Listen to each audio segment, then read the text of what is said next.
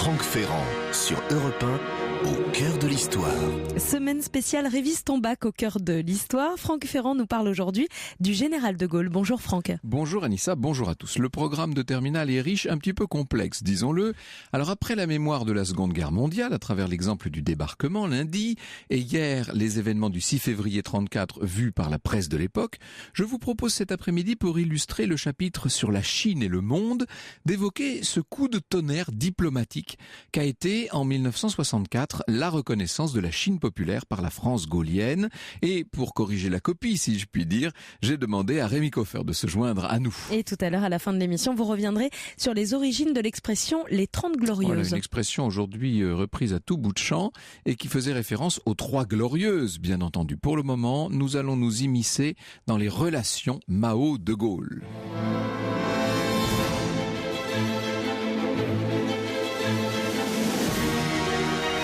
Europe 1, au cœur de l'histoire. Franck Ferrand.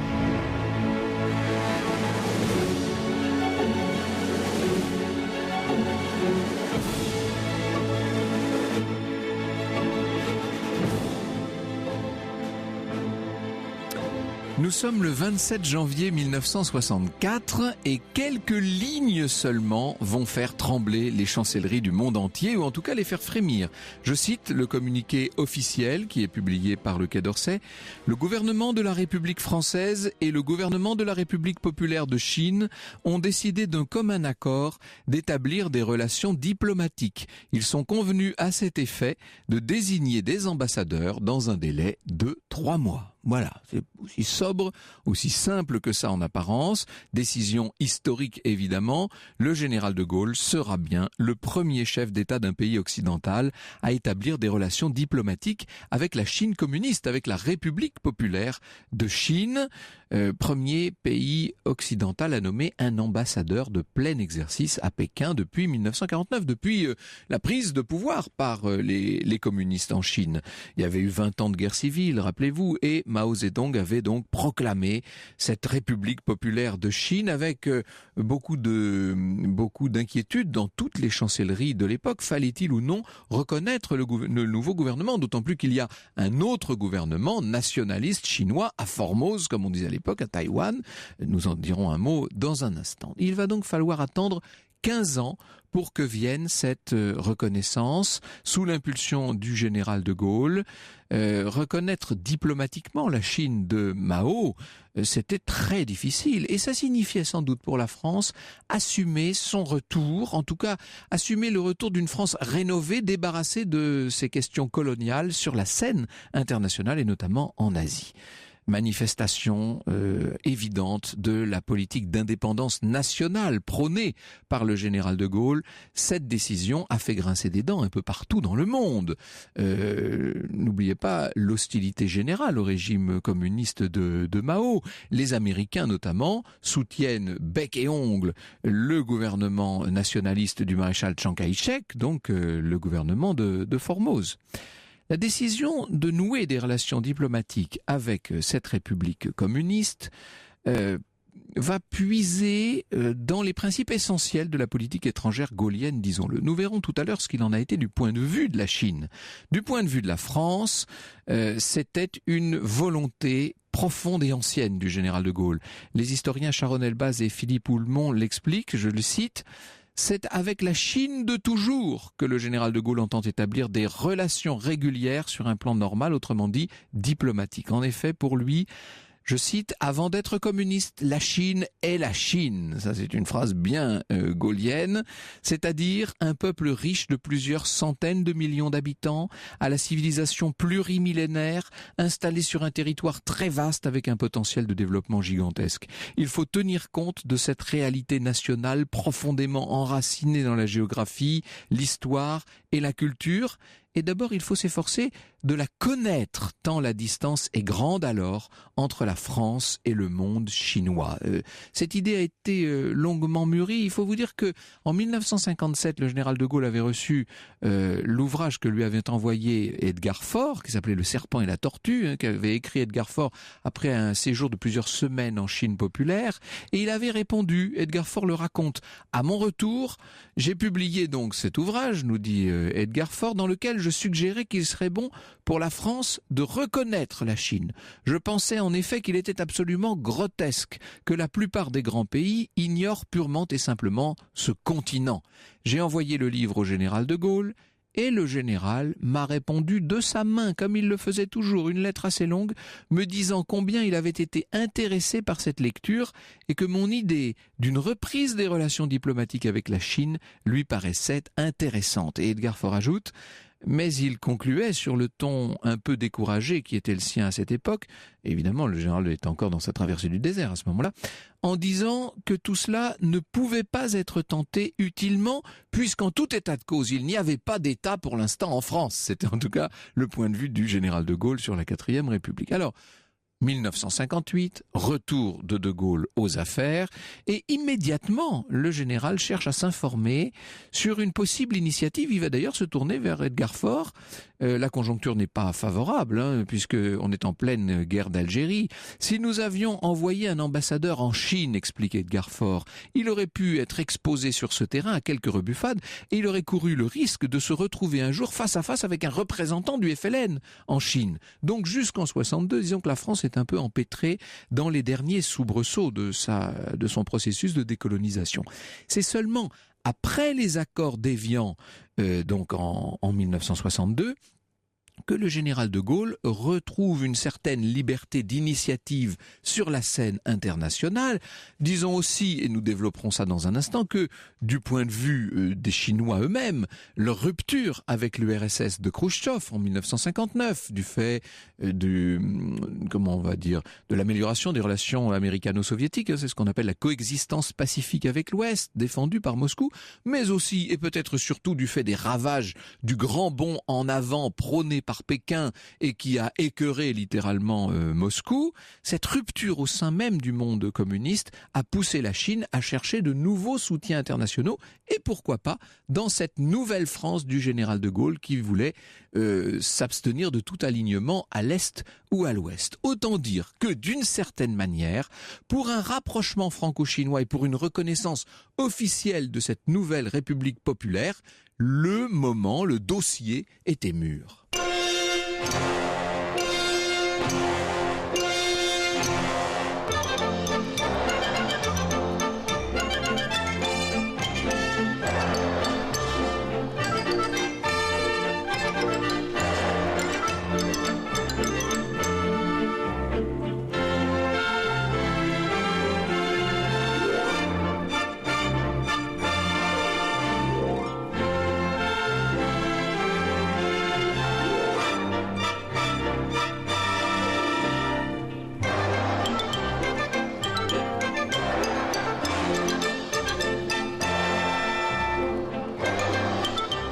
De la bande originale du film de Philippe de Broca, Les Tribulations d'un Chinois en Chine, une musique composée par Georges Delru.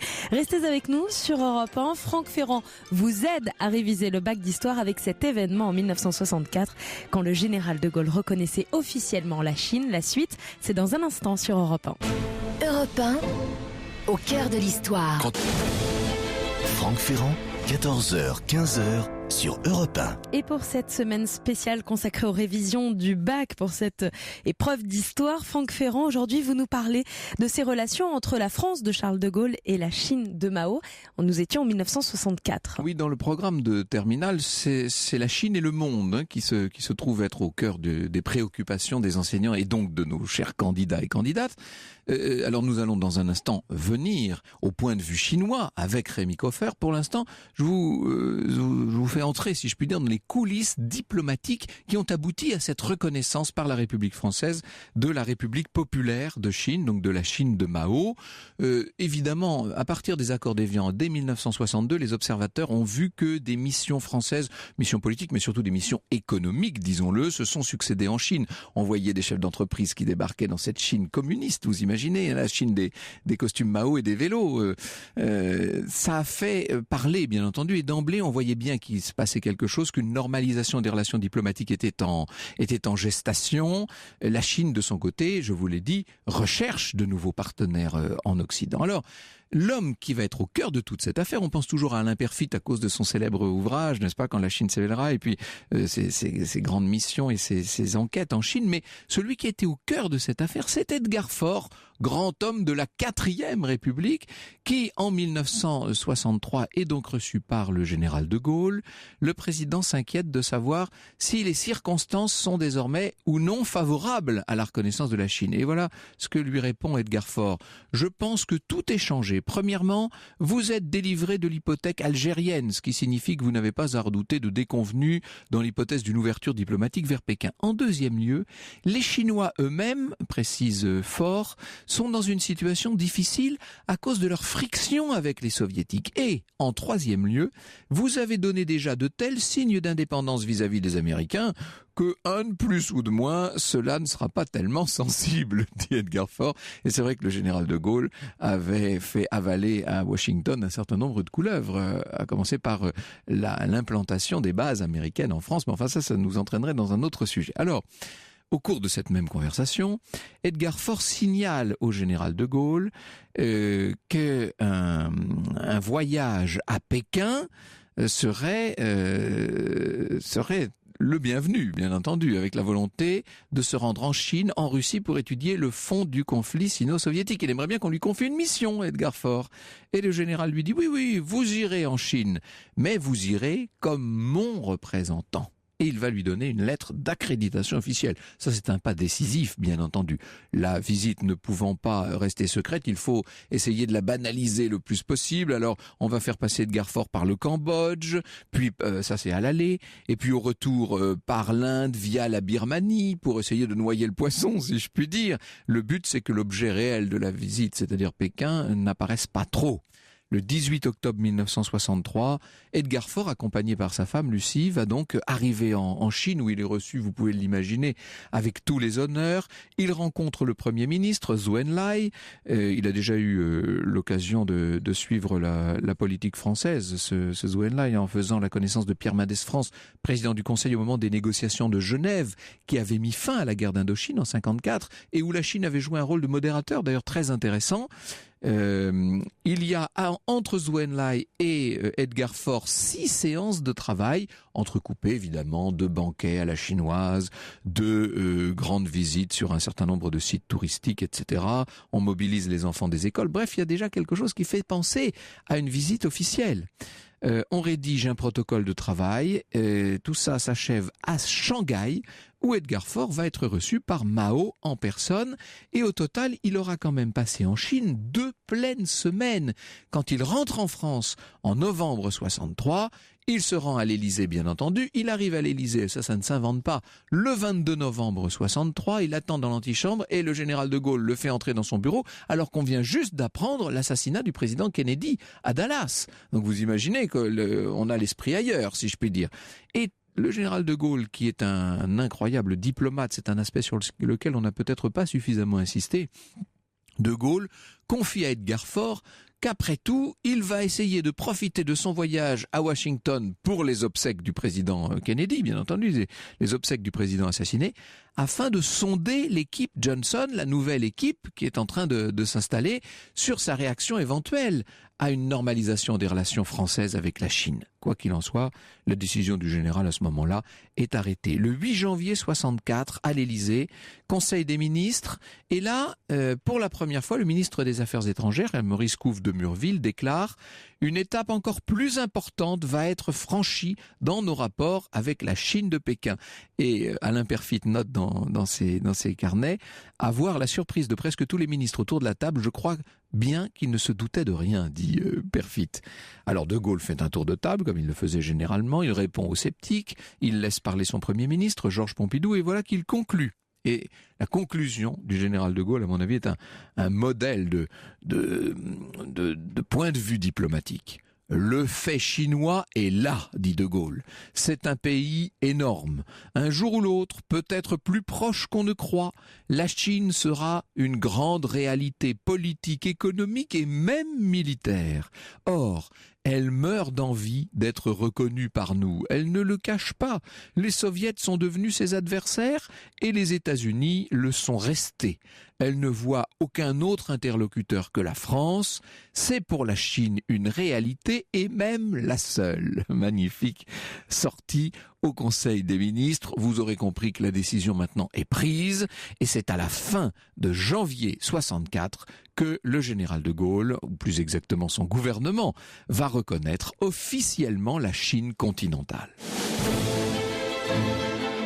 La reconnaissance de la Chine par le général de Gaulle, c'est le sujet que vous propose de réviser aujourd'hui Franck Ferrand. Vous pouvez bien sûr poser vos questions à Franck Ferrand et son invité.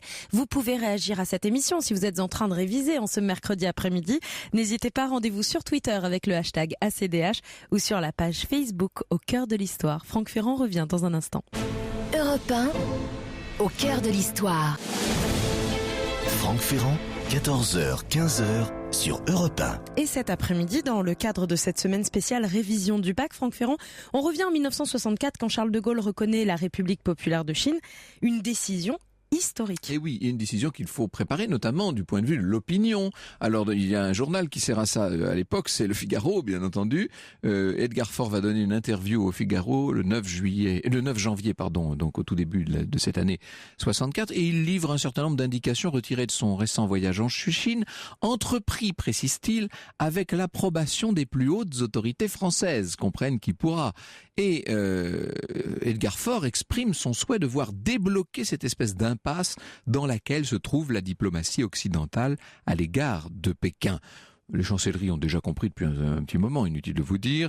Le département d'État américain continue de condamner fermement toute forme d'acceptation du communisme chinois. En tout cas, ça c'est pour la galerie, officiellement. Paris va néanmoins franchir le pas. Donc je vous l'ai dit, le 27 janvier 1964, avec ce fameux communiqué, ce bref communiqué, la décision historique de Paris. Coup de tonnerre, on est en pleine guerre froide quand même, ça sème le trouble dans le camp occidental. Le général de Gaulle, lui, est convaincu d'avoir raison, comme souvent, et il prédit que la décision des Français sera imitée dans les 10 ans à venir, notamment par les Américains, dit-il. Et c'est vrai, puisque c'est en 72 que les Américains vont faire la même chose, donc moins de 10 ans plus tard. Paradoxalement, selon l'Express de l'époque, ce rapprochement pourrait être très utile aux États-Unis. C'est Thomas Lenoir qui l'écrit dès janvier 64, je le cite, « En dépit des protestations des États-Unis, mais avec l'approbation du Japon et du Canada, la France a aussi agi en éclaireur pour le compte de ces mêmes États-Unis.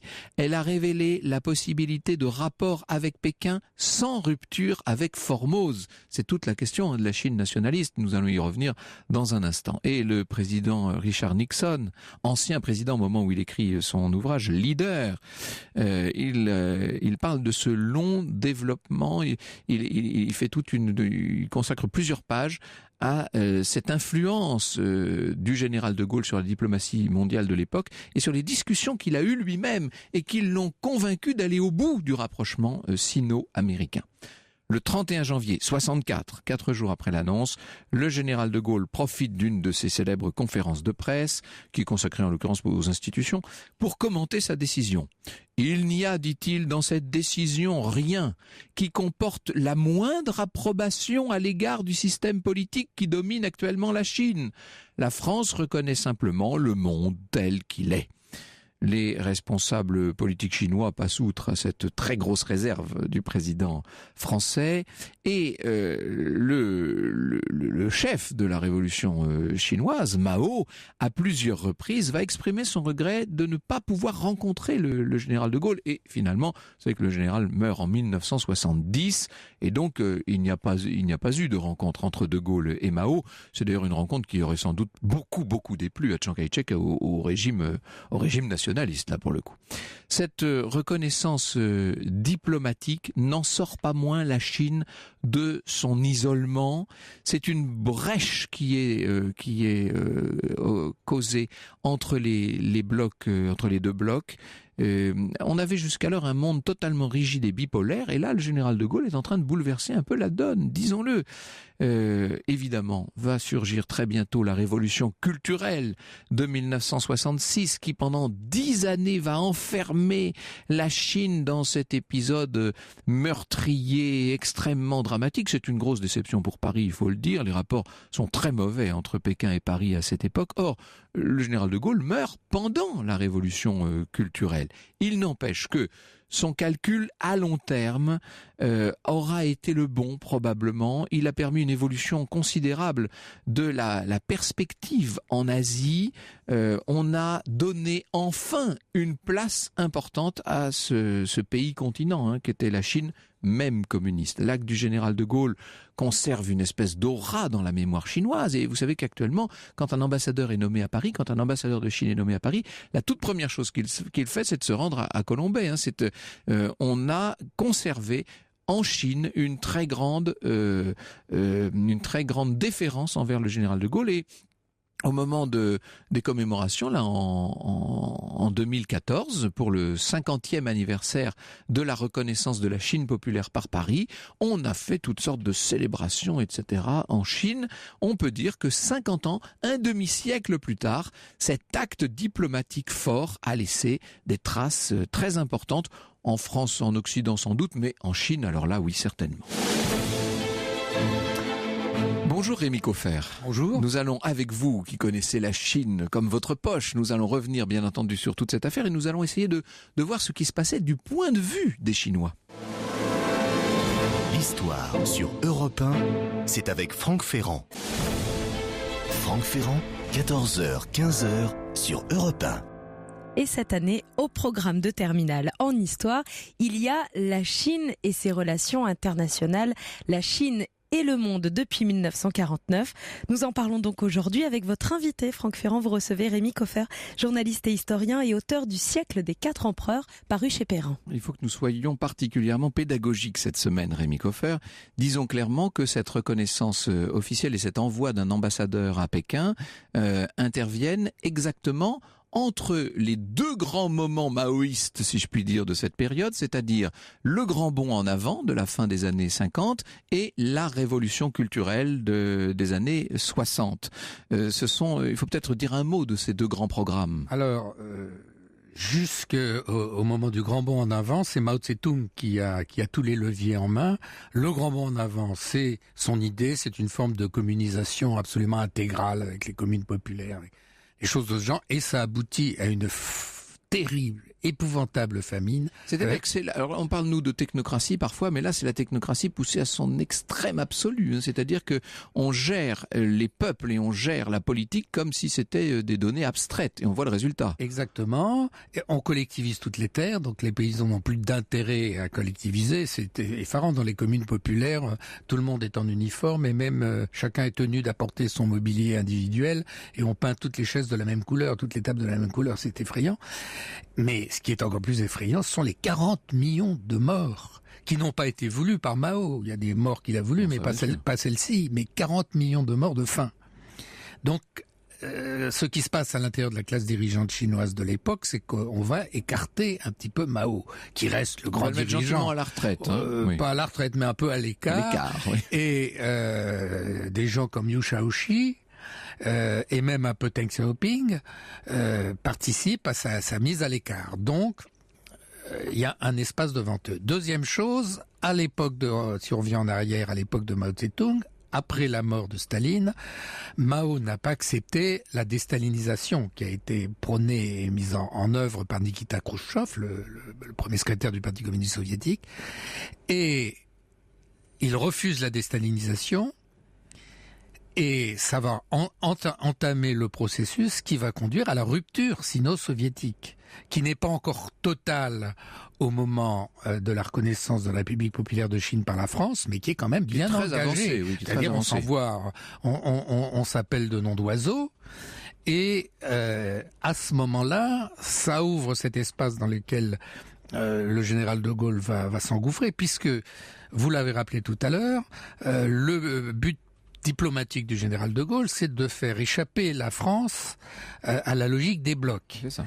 C'est-à-dire, en gros, ni Washington ni Moscou. Exactement.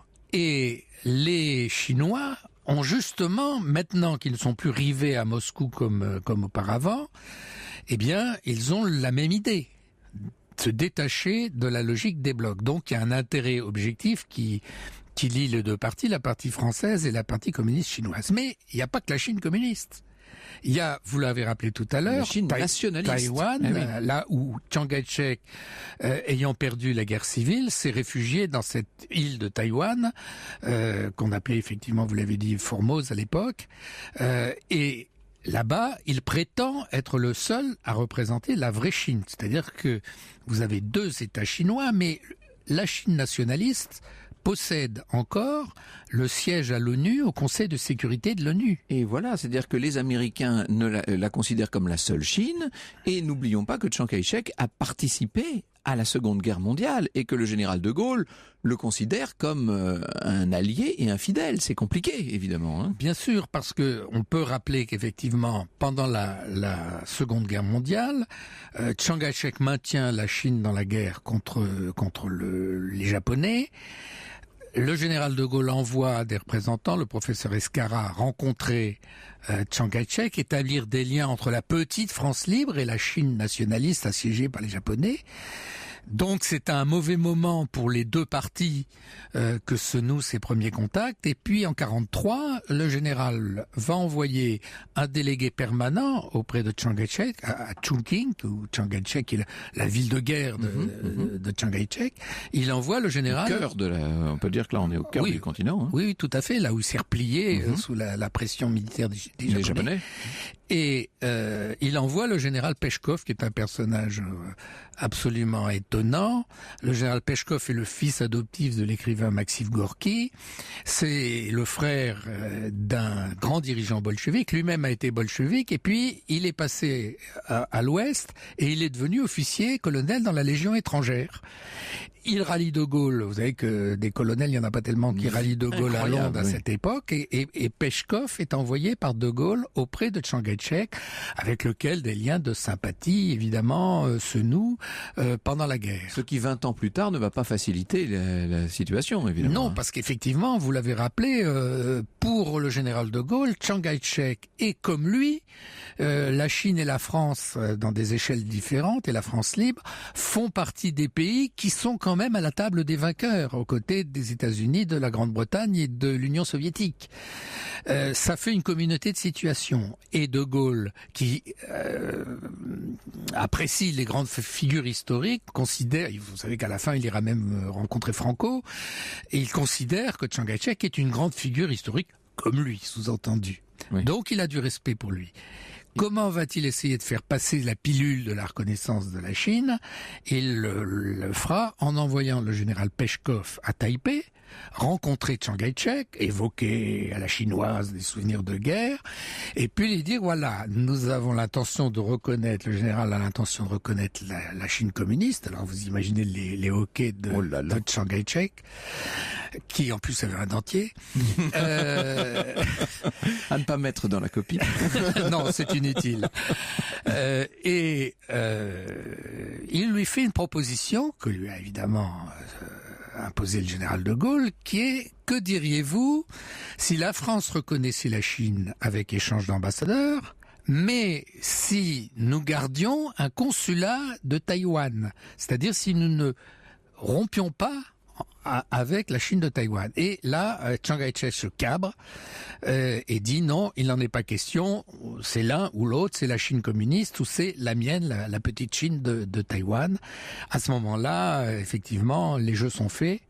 il y aura reconnaissance de la Chine populaire par la France et il y aura suppression de la représentation diplomatique. Enfin, il y aura quelque chose en sous-main qui continuera à exister, mais suppression officielle oui, voilà, c'est ça, de la représentation diplomatique. Alors, c'est très important cette question de représentation diplomatique, puisque nous avons promis d'être précis aujourd'hui. Disons bien que la France est un des premiers pays occidentaux à reconnaître la Chine et le premier à envoyer une mission diplomatique permanente, ce qu'on appelle un ambassadeur, en fait. Exactement, c'est ça. Parce que la Grande-Bretagne, rappelez-vous que la Grande-Bretagne avait à l'époque Hong Kong. Et voilà. Et que Hong Kong, c'est juste à côté de la Chine. Il suffisait d'une petite action militaire des Chinois pour s'emparer de Hong Kong. Donc, dès 52, si mes souvenirs sont exacts, la Grande-Bretagne a reconnu la République populaire de Chine, mais sans ambassadeurs, c'est-à-dire que les contacts se font surtout à Hong Kong. Et puis il y a la Suisse qui a reconnu la République populaire de Chine, mais là aussi sans échange d'ambassadeurs, uniquement pour des raisons commerciales. Donc effectivement, la reconnaissance de la Chine par la France du général de Gaulle est un événement très important qui va porter un coup, comme souhaité par les deux parties, à la politique des blocs. Un autre élément qui rapproche la Chine de la France et réciproquement, et qui fait partie de cette tentative de sortie des blocs, c'est la construction d'une force de frappe nucléaire. Car la France, depuis janvier 1960, a la bombe atomique, et la Chine, avec le maître espion de Mao, Kang Sheng, qui organise des opérations secrètes pour faire revenir des savants nucléaires en Chine, la Chine est également en train de construire la bombe atomique. Donc ça fait un très nouveau fort lien, mais bien entendu. Kang Sheng, le maître espion de Mao, c'est d'ailleurs le titre d'un de vos ouvrages avec Roger Faligot, qui en ce moment est réédité dans la collection de poche de Perrin, c'est-à-dire chez Tempus. Alors nous allons revenir avec vous sur toutes ces questions, Rémi Koffer, et notamment nous allons essayer de comprendre pourquoi le général de Gaulle ne s'est pas rendu à Pékin à la rencontre de Mao. Il faudra attendre le président Pompidou des années plus tard pour que cette rencontre-là ait lieu. L'histoire sur Europe 1, c'est avec Franck Ferrand. Franck Ferrand, 14h, 15h sur Europe 1. 700 millions de Chinois, et moi, avec ma vie, mon petit schéma, mon mal de tête, mon boîte au foie, j'y pense et puis j'oublie, c'est la vie, 80 millions d'Indonésiens, et moi. Et moi, Jacques Dutronc sur Europe 1 pour cette émission consacrée à la Chine et ses relations internationales. Franck Ferrand, vous recevez Rémi Koffer, journaliste et historien et auteur du siècle des 4 empereurs, paru chez Perrin. Et les 4 empereurs en question, c'est Sun Yat-sen, Chiang Kai-shek, Mao Zedong bien entendu et Deng Xiaoping, donc les grands patrons, si je puis dire, de la Chine depuis l'écroulement de l'Empire. Ah oui, les 4 grands dirigeants de la Chine au XXe siècle. Nous dirons un mot tout à l'heure de Deng Xiaoping qui a joué un rôle très important dans les relations franco-chinoises, mais un peu plus tard, bien entendu. Alors, revenons à notre époque, là, de 1964. Est-ce que Edgar Faure a été le premier Français à se rendre comme ça en Chine, en éclaireur, si je puis dire? Auparavant, plus ou moins mandaté par le Quai d'Orsay en sous-main, vous avez le journaliste écrivain Lucien Baudard, dont le père avait été consul de France en Chine, et il est parti faire une espèce de mission pour voir un petit peu en 49 ce qui se passait en Chine. Mais nous avions très peu de renseignements les uns les autres, américains compris, sur ce qui se passait en Chine populaire. Et on a mis du temps à prendre la mesure de ce grand bond en avant, parce que la Chine était complètement fermée sur elle-même. D'où l'importance des rapports personnels, des missions comme Edgar Faure, bien sûr. alors vous aurez François Mitterrand qui ira en 61, mais on peut pas dire que ce soit en bon terme avec le général de Gaulle, évidemment, puisqu'il est dans l'opposition. Et puis vous aurez le général Pechkov, justement, pour faire jouer ce paramètre personnel dans le rapprochement ou dans la rupture. Alors le général de Gaulle aurait pu, et Dieu sait qu'il en a fait, de ces grands voyages qui ont marqué le dernier tiers du XXe siècle, mais il n'a pas fait le voyage de Pékin, il n'est pas allé rencontrer Mao Zedong. C'était une volonté de sa part ? Alors, n'oubliez pas déjà que Mao Tse-tung est précisément un peu mis au placard par les autres. Par le Parti communiste chinois lui-même. Par les autres dirigeants qui se sont rendus compte du désastre humain qu'a représenté le grand bond en avant.